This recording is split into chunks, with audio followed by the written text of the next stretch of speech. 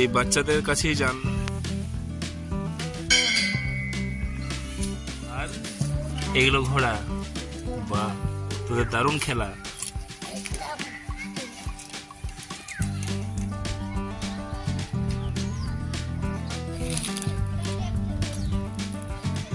আমি পৌঁছে গেছি এই ভুঁইয়া টাড়া SSK এর পাশে একটি নিরিবিলি মনোরম জায়গায়। পুরুলিয়া টু মানবাজার রোডে ছাগলতোড় মোড় পার হয়ে টুয়ার্ডস মানবাজার, ঠিক এই জায়গা থেকে এই রাস্তাটি চলে যাচ্ছে আমাদের ওই ডেস্টিনেশনে।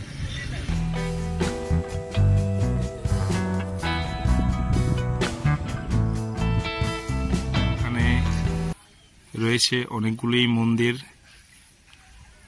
খুব সুন্দর পরিবেশ, বেশ কয়েকটি বড় বড় বেদি বেষ্টিত অশ্বত্থ গাছ। এই হলো শিব মন্দির।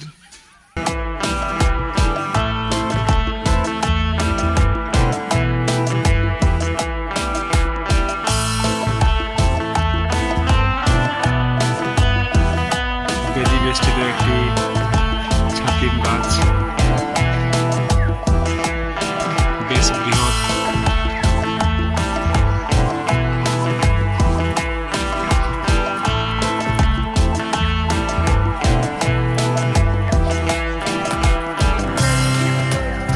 এই হলো হরিবোল মন্দির।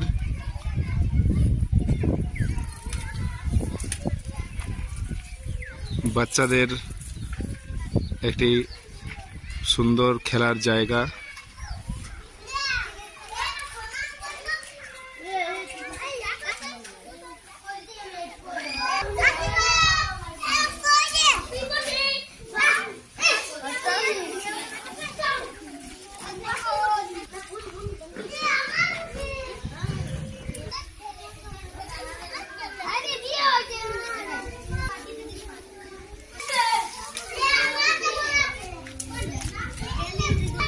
তোরা এগুলো কি করবি রে? কি করবি? কি করবি?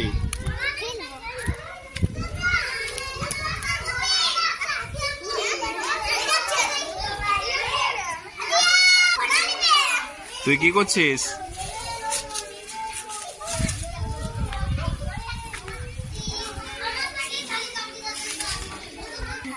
এটা হাতি আর এগুলো ঘোড়া, বাহ তোদের দারুণ খেলা।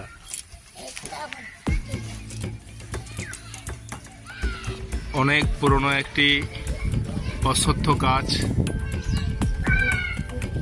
এবং তার মধ্যখানে বটবৃক্ষ, তারই নিচে লোকনাথ ব্রহ্মচারীর এই বেদি।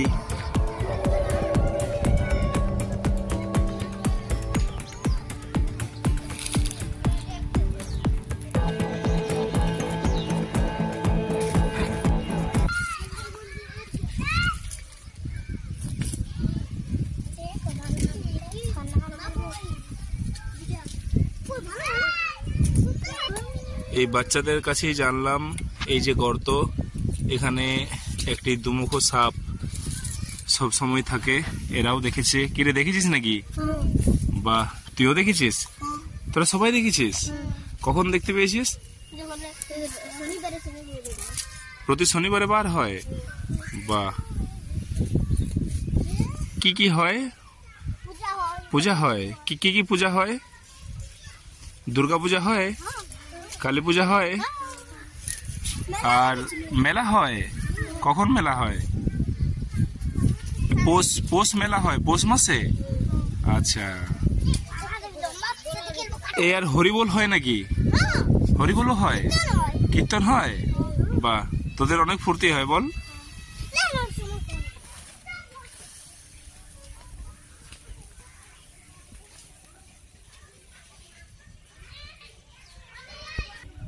এই স্ট্রাকচার দেখে মনে হয় এটি অতি যত্ন সহকারে বানানো হয়েছে। এই ধরনের স্ট্রাকচার এই বড় বড় পাথর দিয়ে হয়তো এই জায়গাটি উঁচু কিছুটা ছিলই, এবং সেইখানে বিভিন্ন দিকে পাথর বেষ্টিত করে এই জায়গাটি এইভাবে তৈরি করা হয়েছে মন্দিরের উপযোগী করে।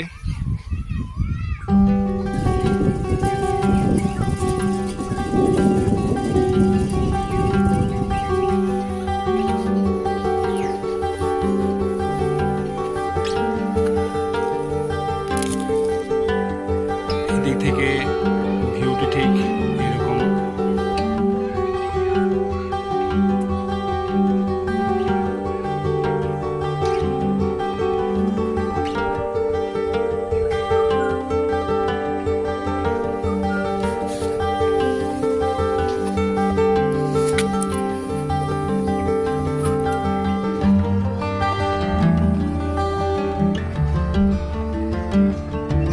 কোনো জায়গায় অবিনশ্বর নয়, এইরকমই এই বেলগাছ যেভাবে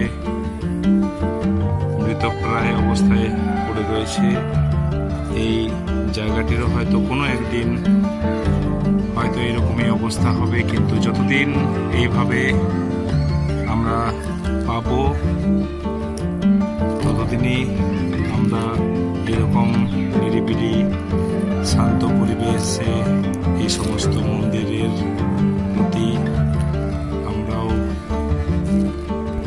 আকৃষ্ট হয়ে